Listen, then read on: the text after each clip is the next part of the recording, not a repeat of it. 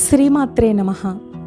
దసరా నవరాత్రులలో 4వ రోజు అనగా సెప్టెంబర్ 25వ తేదీ గురువారం నాడు అమ్మవారు కూష్మాండదేవి నవదుర్గా అలంకార రూపంలో భక్తులకు దర్శనమిస్తారు.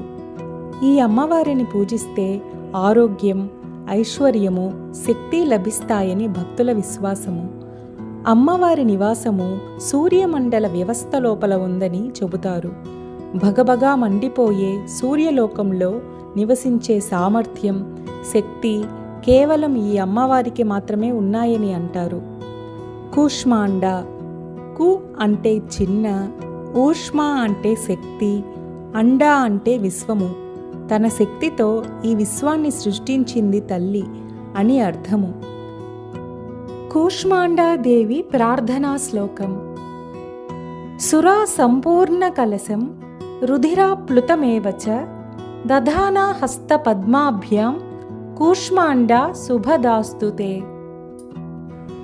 అమ్మ 8 భుజాలను కలిగి ఉంటారు.